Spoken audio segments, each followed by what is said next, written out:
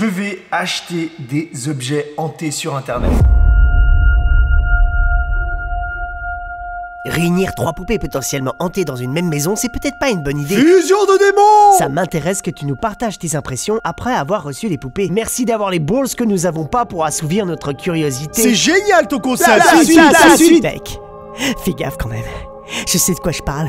Fais vraiment attention. Hâte que tu reçoives les objets, histoire de voir si c'est réel ou pas.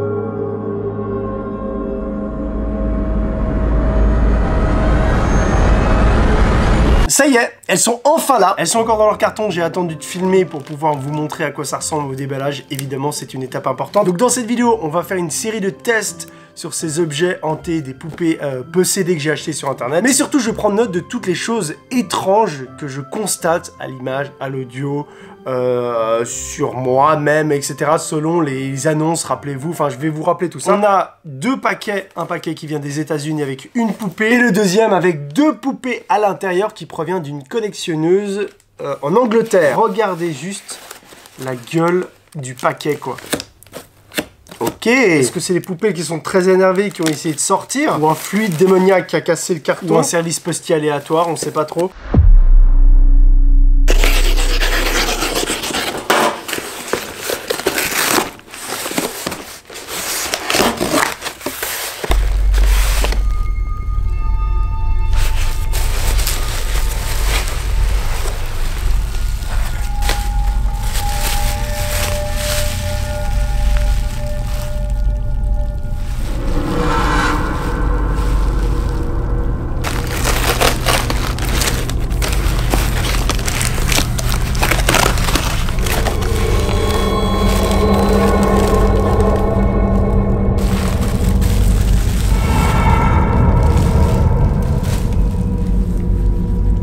Ça sent vraiment le vintage, hein, c'est waouh. C'est très space.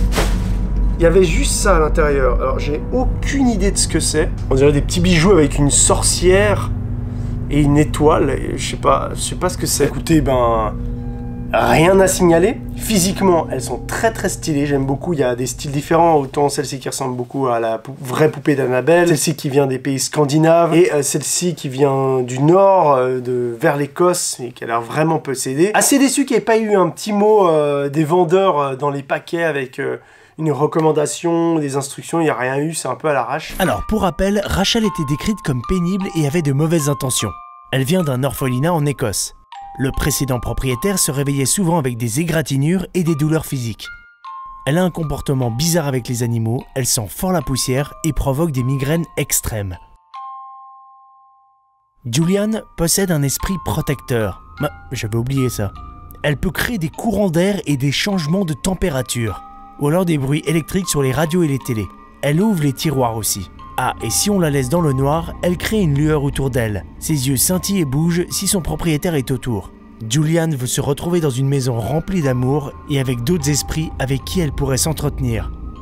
Elle va pas être déçue alors. On voit que le voyage a été long parce qu'elle tire vraiment une sale gueule, hein.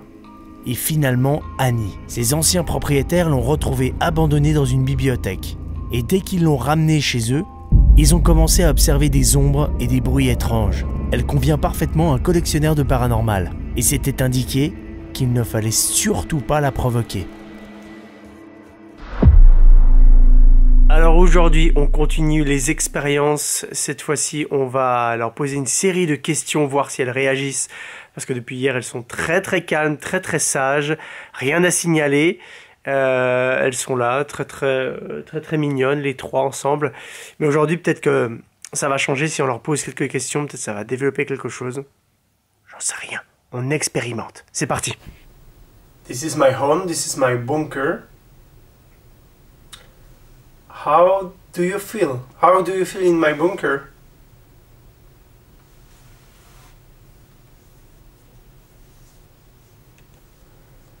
Do you want to communicate with me? Can you talk or make a noise for me? Touch the black item?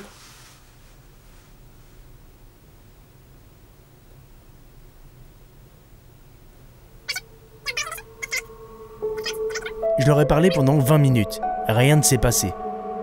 Donc on passe à la prochaine étape qui est de les observer pendant plusieurs heures de nuit. Je vais laisser tourner une caméra, on va voir si on filme des anomalies.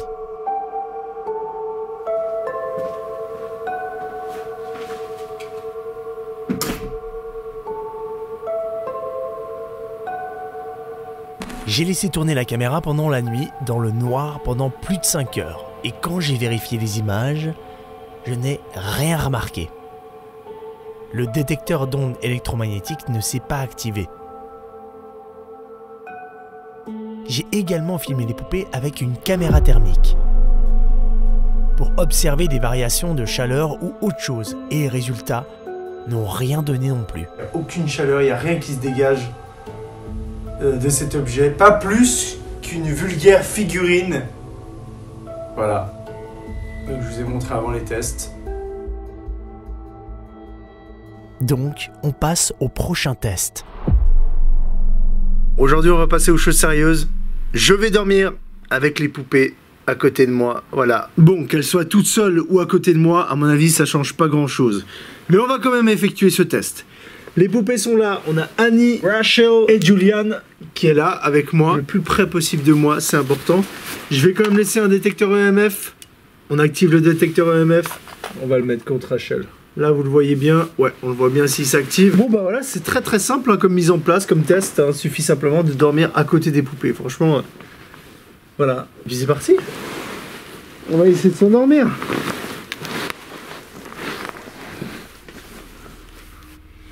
Bonne nuit. Et c'est pendant ce test qu'il va se passer quelque chose. À peine 2 minutes après cette intro, le détecteur EMF détecte un léger signal à plusieurs reprises. Plutôt discret, et puis il s'arrête. Évidemment, moi je ne vois rien du tout, et c'est beaucoup plus tard dans la nuit que le détecteur va recommencer à s'exciter.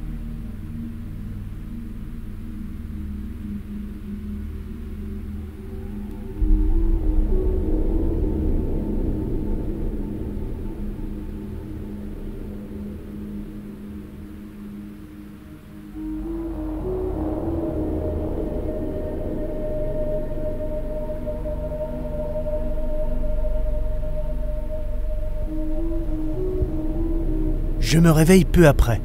J'essaye de checker si tout se passe bien avec le cadrage.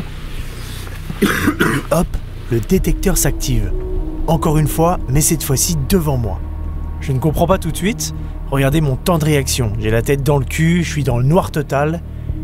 Mais à un moment, je prends conscience en regardant dans le retour caméra que la lueur de mon détecteur clignote.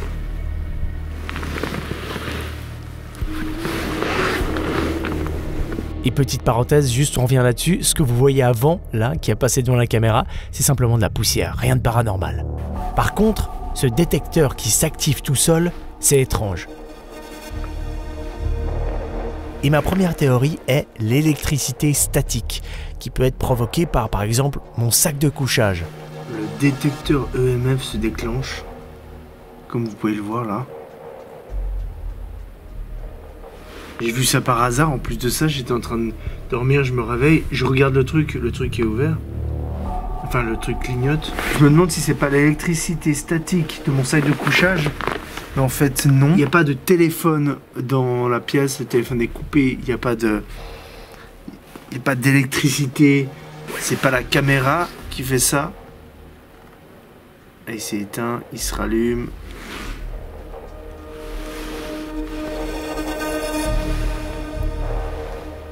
C'est trop space. Je l'ai éteint. Je rallume.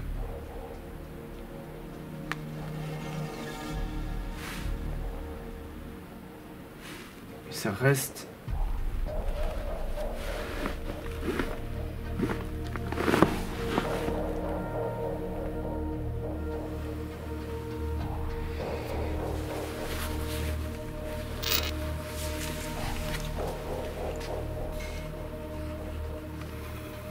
Il n'y a rien autour.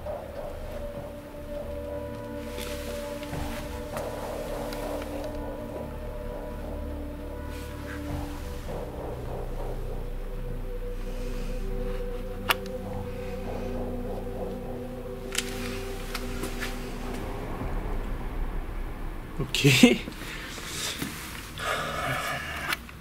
Ça continue. C'est pas la caméra, hein. Vous voyez, la caméra, il se fait rien devant la caméra. Et on le remet là. Hop. C'est reparti pour un tour. À la caméra, il se passe rien. Et quand je le remets ici... Vous voyez ou pas?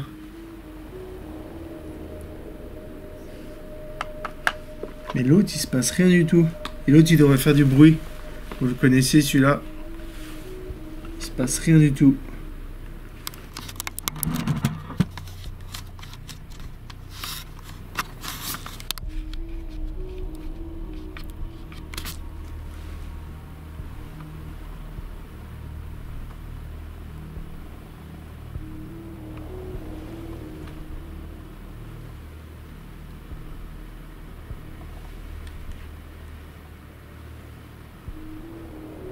Il ne se passe rien du tout avec lui. Donc à mon avis, on est sur un il est défectueux. C'est dingue parce que quand on est devant la caméra, il se passe rien dans ce champ-là, et puis quand je le mets là, il se passe plus rien.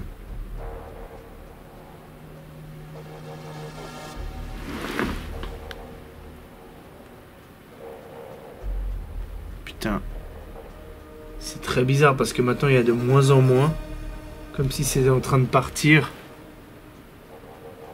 Là il se passe rien. Oh putain, c'est un peu flippant quand même. C'est-à-dire que c'est comme si le truc s'était évaporé. Non, tu plaisantes. On verra s'il y a de l'évolution. Hein. Pour l'instant il n'y a rien qui se passe d'incroyable. Je pense vraiment que c'est un dysfonctionnement ou... Allez, c'est éteint. Je sais pas quoi vous dire. On va continuer la nuit. Il y aura peut-être d'autres surprises.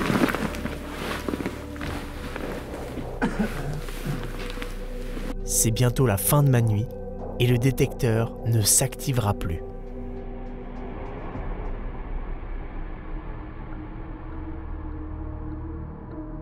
Ok, alors, petit débrief de cette nuit, j'ai très mal dormi à côté des poupées. Après, c'est uniquement psychologique. J'avais l'impression d'entendre du mouvement, de voir des choses du coin de l'œil, etc. C'est uniquement mon subconscient qui s'imaginait des choses, etc. Par contre, par hasard, durant la nuit, j'ai vu que le détecteur EMF était allumé. Je crois que j'ai pas trop réagi, si je me souviens bien. Et après, j'ai re-regardé, et là, j'ai vu que le truc était allumé. Le détecteur EMF était allumé. Donc cet appareil-là, que j'utilise souvent, qui détecte s'il y a de l'électromagnétisme dans l'air, donc des ondes, etc. Il faut savoir qu'on est sous la Terre, il y a très peu, voire pas du tout d'ondes. J'avais mis mon téléphone, évidemment, en mode avion, qui était à l'autre bout de la pièce. Il n'y avait pas d'électricité autour de moi. Tout était éteint. Ce qui est très étrange surtout, c'est que j'ai laissé les poupées, je les ai filmées pendant plus de 6 heures, dans les mêmes conditions, avec cet appareil à côté, et il s'est jamais allumé.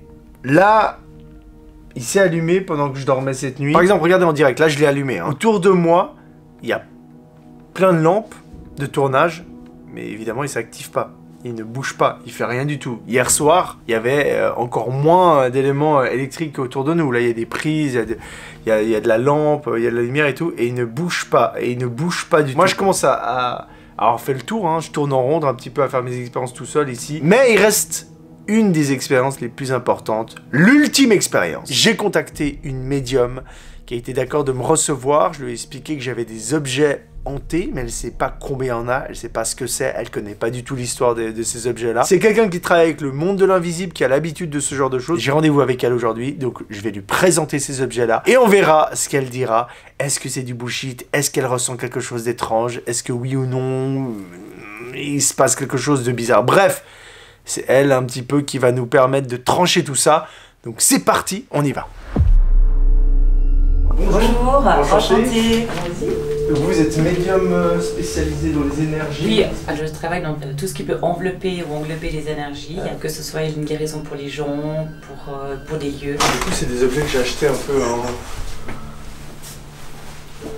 C'est 3 poupées. D'accord. Je sais pas, est-ce que déjà au prime abord il y a quelque chose qui se passe ou pas du tout C'est particulier hein, déjà, en énergie. Hein. C'est vrai? Non. Alors, Non, non, non, non. C'est pas top. Il n'y a pas un démon, je dirais pas qu'il y a un démon ou quoi que ce soit. Hein. C'est pas ça. L'énergie, elle est très chargée. Pourquoi? Parce qu'il y a une historique. C'est-à-dire que les objets, comme ça, hein, ça peut être des bibelots ou autre, elle va contenir la charge émotionnelle de la personne à qui elle a appartenu. Par exemple, cette poupée qu'on voit qui est assez ancienne quand même, elle est passée dans plusieurs mains, dans une famille et plusieurs enfants, et que dans l'historique de la famille c'était compliqué, il y avait peut-être des souffrances, des choses comme ça. Cette poupée, elle va contenir ça. Mais ça peut être tous les objets, ça peut être un stylo, ça peut tous être... les objets. Ouais. Cette poupée, elle a sûrement dû à une petite fille et été un réconfort pour elle. Vous sentez ça là, à l'instant des choses? Vous arrivez à exactement dire les histoires? Là, je vois une petite fille qui a eu cette poupée, et pour moi, elle devait avoir des frères et sœurs parce que ça a dû enchaîner aussi encore derrière. Et cette poupée, elle a été un réconfort pour une petite fille qui était en tristesse. Parce que moi, je sens beaucoup de tristesse sur cette poupée. D'accord. Mais il n'y a pas de démon? Là, je vois pas. Non. Non, il n'y a pas de démon.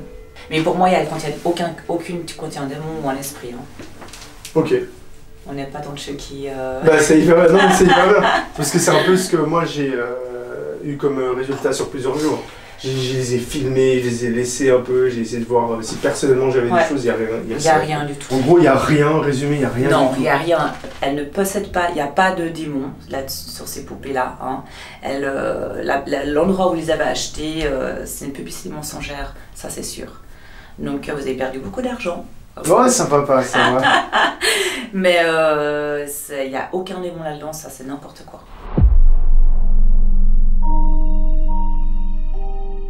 Alors il est grand temps de faire le bilan de cette expérience. Il y aura eu 2 éléments à noter. Le retard des colis, qui ne peut pas être considéré comme paranormal parce que c'est juste une erreur humaine, et le détecteur EMF qui s'est allumé pendant la nuit quand j'étais à côté des poupées. Concernant ce phénomène, j'ai refait des tests après coup dans la zone. Alors, est-ce qu'il s'agit de l'électricité statique? La réponse est non, ce n'est pas l'électricité statique qui a créé ces interférences. C'est dans cette zone que le détecteur s'active. Si on l'allume, bam. Voilà, il s'active. Alors que dans le bunker, il se passe rien. Les poupées, elles sont là.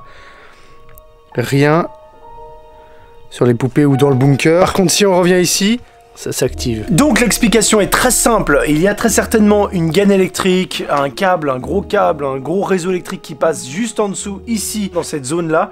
Et du coup, voilà pourquoi le détecteur EMF s'active de temps en temps. Et pourquoi des fois oui, des fois non? À mon avis, c'est parce que tout simplement, des fois il y a du courant qui passe, qui est activé, et des fois pas du tout.